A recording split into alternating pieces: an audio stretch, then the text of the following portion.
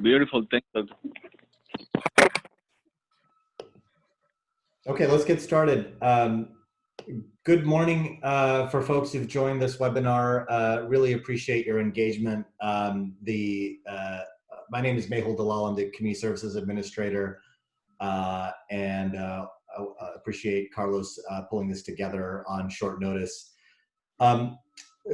Today we're going to discuss kind of a little bit of a situational awareness with respect to COVID, have some review of updated guidance, and then we'll have ample opportunity towards the end to have some discussion. And I hope you got my note from yesterday. We do want a good part of this to be open format, so please share what your organizations are doing, what trouble you or challenges you ran into. Have this as an opportunity for some peer sharing of information. The reality is there are, I think, 31 states where COVID continues to be on the rise. Although we're doing a great job in Connecticut in keeping the cases at a relatively low level, we have to anticipate every possibility that COVID will come back for a second round. If not right away in the coming weeks, certainly in the fall when COVID will coincide with the typical yearly flu season. So it's very important for all of us to be thinking about, talking about, and taking practical steps to prepare for a resurgence of COVID, taking into account what we've learned scientifically about COVID in the intervening months, as well as what we've learned practically in terms of preparing our organization. So again, appreciate your engagement. And with that, I'll turn it over to Director Bond to go through the content.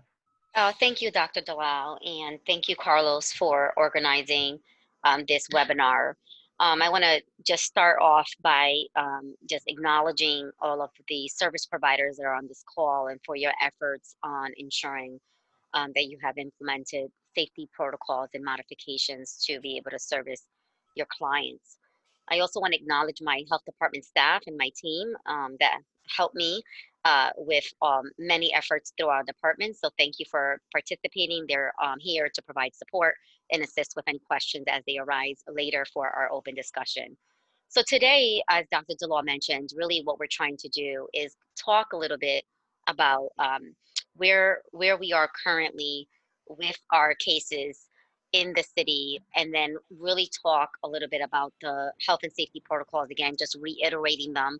We discussed them back in May, but we thought it was important to just do like a refresher, and then to talk about ideas that you will be implementing and protocols that you may be modifying in the event that we experience another surge, meaning another increase of cases within our city. Of course, we always like to start with a disclaimer indicating this information is as current as of today. Of course, our data is always provisional, given that there's fluctuation in our margin of error, but at least it gives you a highlight of where we are. So today we'll talk a little bit about the status of where we are, discuss where we are with the symptoms, just making sure that you're closely monitoring the symptoms of COVID with the clients that you serve, and talk about the risk of mitigating the risk of exposure, as well as some recommendations for your monitoring. So as you know, COVID is a respiratory illness. It's spread mainly from person to person in really close proximity for longer than 15 minutes, and also not practicing proper social distancing. What you see in front of you is where we are with cases in our city overall since we were hit with the surge. And so as you can see the heat map in front of you, there is still some prominent areas of concern where we're seeing cases still fluctuating. What I wanted to show you specifically, however, is where we are and we're monitoring for the last 2 weeks. So for the last 2 weeks, we've seen a fluctuation of cases between 31 to 40 cases, depending on the date range that we are looking at. We're seeing an increase of cases among younger populations of 20 to 39-year-olds. And we're seeing, we went, last month we had 1 to 2 cases a day, and now we're starting to see 4 cases, 6 cases, 8 cases per day. And so that is where we, as health officials, really start getting some concern and wanted to make sure that we re-engaged individuals in sectors like yourself just to kind of bring some awareness and tightening up some protocols so that we can work together. Because we know that in order for us to mitigate this, it takes an entire community to work together. And so the considerations that we want to make sure that we consider is really monitoring the symptoms, making sure that you reassess and you retrain your staff um, on the pre-screenings before individuals are entering the facilities, having the posters up in both English and Spanish of the symptoms. This is available on cdc.gov. And as you may know, the symptoms have modified in the last few months, and so it's important to just stay up to date and updating your posters as the changes occur. So just advising you to go to cdc.gov, reprinting these posters and just checking them against what you have currently. Of course, in the reason why we ask that you monitor these symptoms and keep a screening log is that in the event that you have a positive case, our epidemiologist and our nurse director that's actually on the call today, when we have to do contact tracing for a potential cluster, we want to make sure that we can easily identify and be able to get you to a solution of what recommendations we would give you at your particular facility. So just making sure you have a log and making sure that the log is maintained in the event that we need to work together on an investigation. And so making sure that you also have a prevention protocol in place for both employees and the residents that you serve, and also reviewing those policies continuously with your staff, so doing ongoing communication of the clear indications of the expectations that are required. And so we want to just emphasize that only because we've been in this for five months now, close to 6 months, and we want to just make sure that there's ongoing communication on your end, cleaning and sanitizing protocols and proper supplies, adequate supplies, and then just continuously visiting the CDC website to stay up to date on the latest guidance. And so just making sure you have an emergency operations plans in place and things of that nature. And so I just, want to reiterate, we discussed this a few months ago, but I just wanted to reiterate this as much as possible. And then if you modify your protocols, letting you know that the health department is here to provide support. So if you need us to give you input, we're here and readily available to provide you some feedback to make sure that the protocols are in compliance with the latest CDC guidance. And of course, re-emphasizing that when individuals are entering and are roaming around in the common areas, that they remain masked up and masking up correctly. And so it's very critical that people wear their mask and wear it correctly. And so just re-emphasizing that that the staff should always be wearing a mask, and residents should also be wearing a mask in those common areas. And so some considerations for the common spaces in the common areas, if they're open, just making sure that there's basic precautions, just making sure that you have a capacity. Um, so if you normally have like 9 people that can go in that common living room, just keeping it at 50% capacity so that you can have the proper social distancing among the residents. Having alternative methods of social interactions. Also, the seating chairs and tables, if you have a kitchen or a common kitchen area, making sure that they're 6 feet apart from each other and that there's no shared meals. If they're going to be cooking, some facilities have the ability to cook, making sure you have the proper protocols in place and some sanitizing metrics in place for dishwashers and things of that nature. And then also considering alternating your schedule so that you can try to stagger the meal and activities so that you can maintain the capacity and minimize traffic as much as possible. And so really that's some of the things that we want to do, and also making sure that you have a good airflow within the facilities. It's really extremely hot. As you know, we're in the midst of a sort of a heat wave this week, and just making sure that as much as possible you have the airflow and ventilation assessed periodically so that you can make sure that there's no concerns regarding the airflow within your particular building, making sure that your maintenance staff is involved in that and that they have a proper plan in place to ensure that that goes into place. And of course, just reminding you that there's EPA registered disinfectants that needs to be used. So for example, there could be, I had a complaint about a week ago, someone was using Pine Sol to clean the doorknobs. That is not a disinfectant. And so you want to make sure that you're using EPA approved registered disinfectants that are actually going to kill germs, and then allowing time for that to dry so that it can be able to clearly clear the germs that may be on these common use and ongoing use of these different things like the stairwells and the doors, the doorknobs, and things of that nature.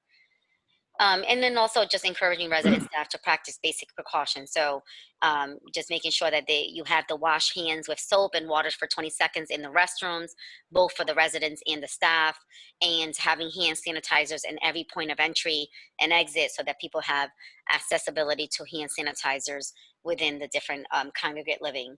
And then also reminding clients with the posters about avoiding touching their eyes and nose and mouth, and also covering their mouths with tissue, properly coughing and sneezing. And most importantly, if anyone is sick and anyone has a fever, that when they're going to be pre-screened, they should be staying home. And if you have a client that's residing there, they should be staying isolated in their room and suggested to get tested. We talked a little bit about the shared kitchens and dining rooms, so I'm not going to belabor it, but just trying to have non-disposable food service items as much as possible. But if you do not, then just making sure that you have a commercial dishwasher or something that's a dishwasher that's going to allow the sanitizing, and it's an approved dishwasher that can be able to do that. Laundry rooms is another critical area. So if you have a common laundry room, allowing it to have 50% capacity, making sure that there's social distancing markers as well, and making sure that there's proper disposable and paper towels and ability for people to wash their hands, and having a schedule for ongoing cleaning and disinfecting of the laundry room as well. Restrooms are another high-risk area that are, if they're commonly, if there's communal bathrooms, they need to be monitored. You need a bathroom monitor with a bathroom log, and just making sure that you do an assessment of where you are with that in your respective areas, and making sure that there's a cleaning schedule so that you can try to sanitize that as much as possible. We find that that's a high-risk area, and so we want to make sure that people have, entities and sectors as yourselves have an ongoing schedule that's being monitored and maintained, so that in the event that we ask for a copy of that, in the event you have a potential cluster, you have that in place. If someone has any potential symptoms, you certainly want to make sure that they make an appointment as soon as possible and contact their provider to get tested. As you know, the City of New Haven has on our website, and I'll share that link momentarily, of different sites for Haven Community Health Center, the Cornell Hill Health Center. We have sites out in the community through Murphy Medical Associates that provide the ability to get testing. So access to testing is certainly available. If someone has general questions regarding COVID-19 symptoms, or if you have a concern about a client, you can call the hotline at 203-946-4949.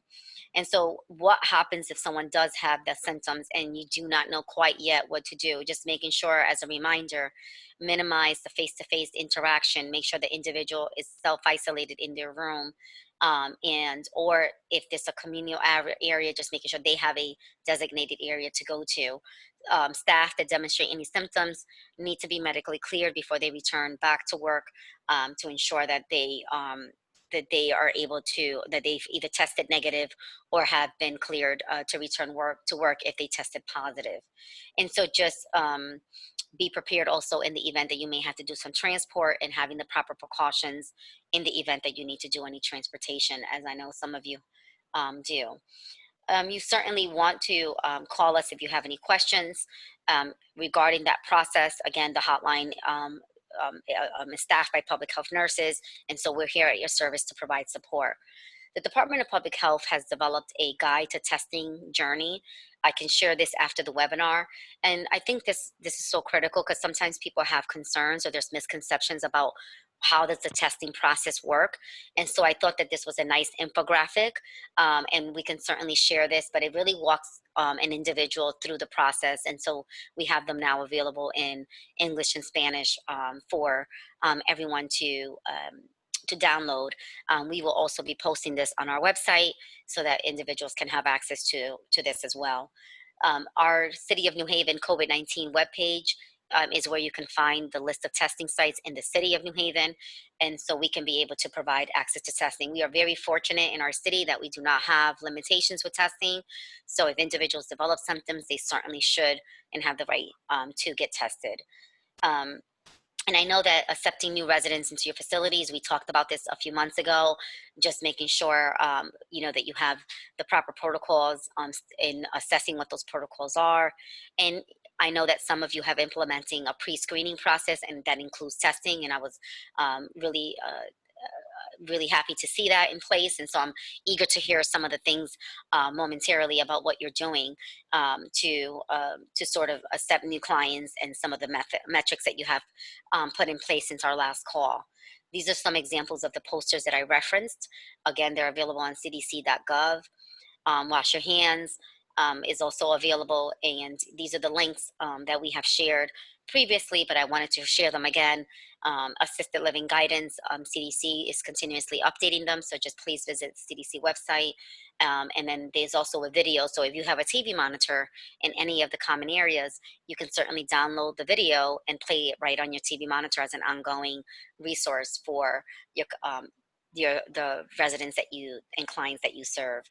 And so with that, I'm going to turn it over, I think, back to Carlos, who will facilitate the open discussion for the remainder of this time that we have together. Thank you so much for your attention. Thank you, Maritza. So we want to open it to the participants now to share with us any questions, concerns, or best practices that you have implemented so far. Carlos, before we do that, I just want to make sure folks know that the webinar is being recorded, so primarily so we can share this with other providers as well, and we'll also make the slides available. Thank you, Doctor.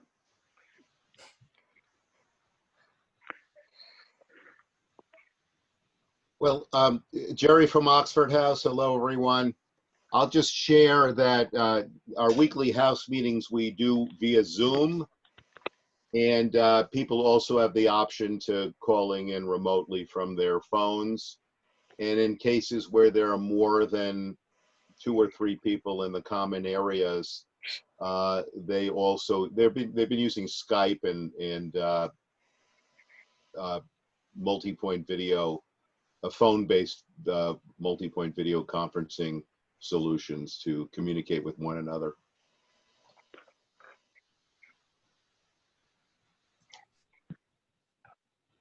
Thank you, Jerry. Roger, do you want to share what you guys have been doing at Project More, and if you have any questions or concerns? No, I don't have any questions or concerns right now, but I can't speak for the other programs. I can only speak for mine. We're still doing what we were doing from the beginning, due to the fact that all of my clients at my program have individual apartments, and we still have one room that we keep open, so we only carry 9 on our roster. That way everyone's in their own space. Seeing as they get— Hey, Carlos, this is John. Please. Carlos? Yes. Hi, it's John, Project More. Hi, John. Listen, just to give you a heads up with some of the other programs we've got, we tend to meet on a weekly basis. All right. Right now, the programs are not at capacity. They're probably about 60%. anytime a new client comes in, that client is isolated for a period of time. In a lot of cases, at least with the transitional programs, they tend to be tested before we get in. Those that aren't tested, you know, we take them out to get tested. I know the programs will stagger their meals, so not everybody's is eating at the same time. The women's program, I think they've been able to put 1 woman per room right now. Its capacity is 24, but I think they've got like 11 or 12 in right now. So they're able to have their own room. Each program has a schedule as to when the cleanups take place, or the everybody wears a mask, and that includes staff. Basically following, you know, whatever the doctor was saying. Because I came in about 10 minutes into the program, so I'm not sure who was speaking.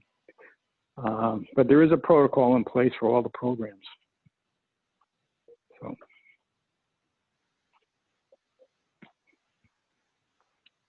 Thank you, John. And how are you encouraging clients to get tested?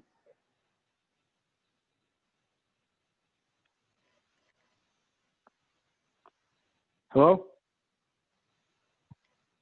Hey, John. Are you encouraging? Are you motivating clients to get tested? And if so, how you go about that? Staff will take them out. When Long Wharf, when they were operating in Long Wharf, I know they were taking the clients there. And I know I've been tested there, and I think a lot of the staff have been tested there. I'm not exactly sure where they're going now, but the clients are being tested. The ones that aren't, that we don't have results when they come in. Even if they have the results, we're still isolating them for a period of time, just to make sure. Thank you for sharing that. And I see Patrick from the connections here as well. Patrick, do you want to share any best practices that you have been implementing?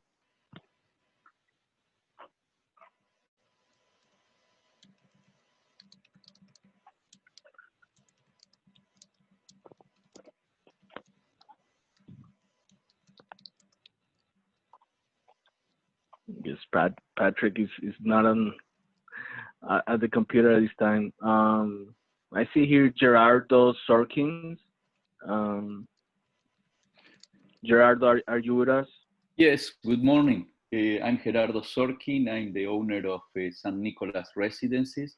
We are not technically a program with support staff and services, but we have single rooms and people, residents live at the houses. We maintain the preventative measures that are at our disposal, maintaining the place clean, having a bleach and disinfectant available, encouraging social distancing, and monitoring in case that we suspect of any symptom to encourage residents to do the appropriate steps. Great. And do you have any questions or concerns about what we went through the webinar, or maybe something that we didn't cover? No, at this time, I'm just trying to inform myself. I'm under the impression that most of the people that are participating here are programs with a number of staff and some other resources that are different from my particular situation, but I want to really educate myself and take as much as possible in order to implement within our means the best practices to ensure safety at our residence. Beautiful. Thank you so much, Gerardo. Nice to see you on the call. Thanks, Marisa. Is there anybody that has any questions or concerns or would like to share some of the best practices? I'm curious, do they anticipate that there's going to be a ramping up in cases in Connecticut? Well, so I'll take a stab at that. Because we're, to Dr. Bilal's introductory remarks, there's a surge happening all around us throughout the United States. So we need to anticipate that it's just a matter of time. And so we want to be able to at least plan and be able to at least meet with every single sector. So we're having these rounds of webinars today with every sector you can think of, so that we can try to do everything possible to try to avoid or reduce the surge as much as possible. So, so we're just trying to be proactive and plan ahead so that we can be ahead of the curve. Well, only the paranoid survive, as they say. I try not to be paranoid, but I like to be proactive.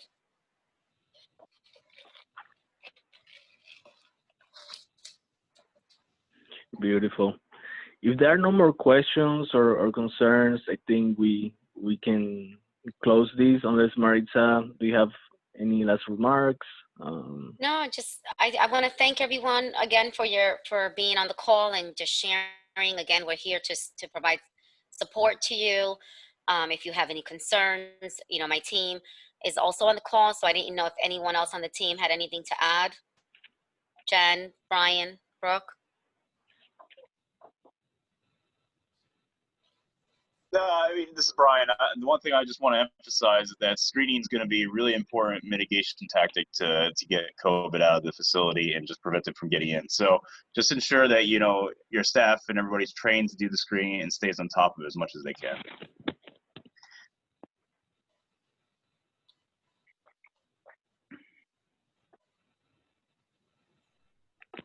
Thank you, Brian. Dr. Delal, do you want to close it? Yeah, sure. No, thank you so much for your participation. We'll get the slides available. Carlos, does it make sense to distribute the slides to your list and then with a link to the recording? Sounds good. Great. Yeah, we want to make sure we can capture as many people as we can. You know, on the city side, we're here to support and help. You know how to get in touch with the health department if you have any questions. You know, appreciate everyone's vigilance and willingness to learn and adapt as we go along. So thank you so much. Thank you, everyone. Stay safe. Thank you. Thank you all. Thank you. Thank you. Same to you.